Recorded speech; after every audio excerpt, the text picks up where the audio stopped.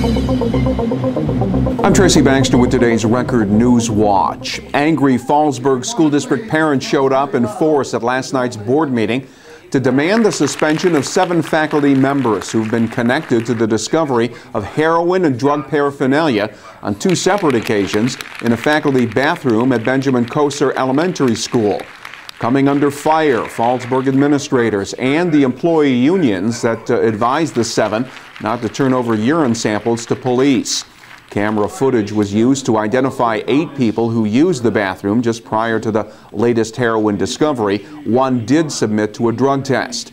District administrators defended the secrecy surrounding the investigation, with Sullivan County District Attorney Jim Farrell telling the crowd to be patient and not rush to any judgment.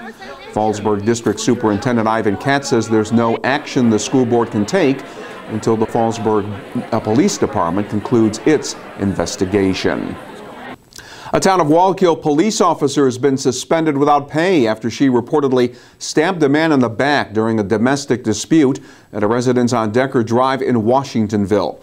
34-year-old Danielle Garcia, the department's youth officer and member of the Wallkill PD since 2007, was charged with felony assault and possession of a weapon. Washingtonville police say the man was being treated for the knife wound at Westchester Medical Center.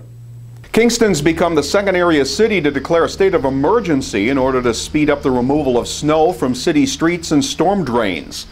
The directive from Mayor Shane Gallo means a parking ban on city streets will be imposed through 9 a.m. Sunday at least. Mayor says public works crews have been working round the clock for days to remove snow and have reached out to the county and the town of Ulster for help in temporarily replacing city equipment that's broken down. Those who violate the Kingston on-street parking ban will have their vehicles ticketed and towed. City of Newburgh's PBA union thinks it's time for Police Chief Michael Ferrara to step down. Members of Teamsters Local 445, which represents the city police union, say there was a unanimous no confidence vote against Chief Ferrara, who they say has been indecisive and detached in day-to-day dealings with officers and is not the right person to fix the department's understaffing problems.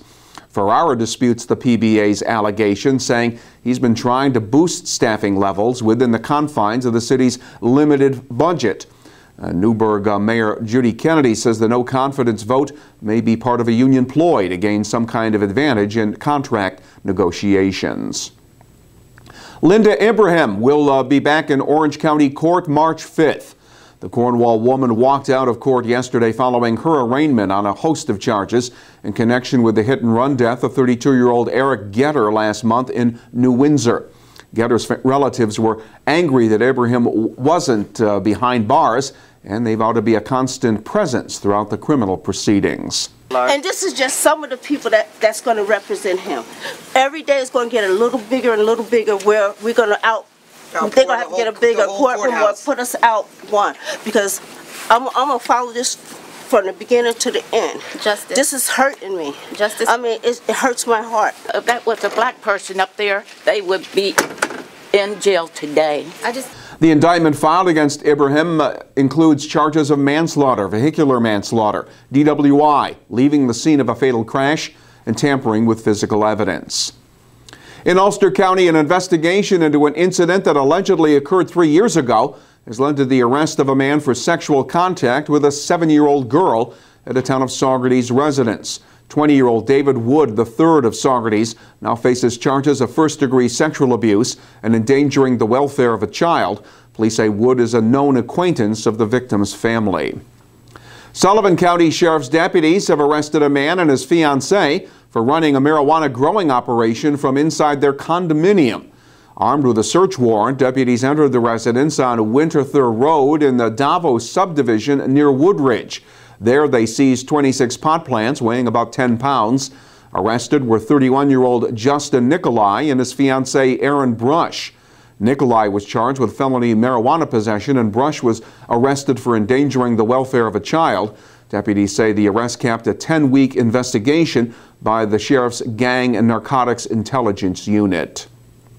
Well, don't tell City of Kingston police that there's not much to be gained by using social media. Earlier this week, police asked for the public's help on the department's Facebook page regarding the theft of snowblowers. and detectives got a tip in response to the Facebook posting that led to the arrest of 39-year-old Seth Young of New Paltz, who's been charged with criminal possession of stolen property. Police say Young stole snowblowers from 2 separate garages at homes on the boulevard and South Wall Street. They're closer to hearing the music in Saugerties, where a pair of concert promoters outlined to the Saugerties Town Board their plans for a 3-day, 4-night concert in July at Winston Farm, the site of the Woodstock 94 concert. Despite some early resident concerns about noise and traffic, promoters Jonathan Forden and Brett Kieber say they are hopeful they'll be able to secure a mass gathering permit for up to 25,000 concert goers. The town reportedly has the final say. Joining the promoters at the meeting last night, Michael Lang, the man who produced the original Woodstock Festival in 1969. And information along with eclairs were on the menu today at Orange Ulster BOCES, where the Educational Facilities Career Academy programs were showcased during an open house, which is held each year to display the many training programs available to students to help them master marketable technical skills while fulfilling their high school graduation requirements. BOCES District Superintendent Bill Hecht says it's all about training a young workforce for the jobs that employers need now and will need in the future. When you hear from the commissioner, when you hear from the governor, they talk about college and career ready. Those are programs that we need to fill. We need to talk with organizations and businesses within the community to find out what it is they need in terms of students. And we need to put forth, those workers. We need to fill those gaps for them and provide them with a workforce that is competent and that can get the job done. And we want to offer, programs to our students that will help them stay in our communities and fulfill a need. BOCES career and technical education students have already been contributing their talents to their communities. Construction trade students have helped build houses for Habitat for Humanity. Those in the graphic design program have worked to create ad campaigns for nonprofits, and health career students volunteer at local hospitals. Parts of our region could have some flooding concerns tomorrow.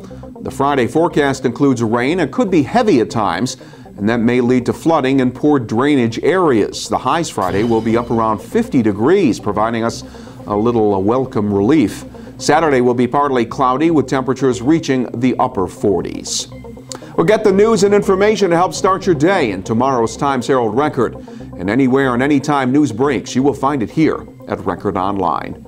For Record Newswatch, I'm Tracy Baxter.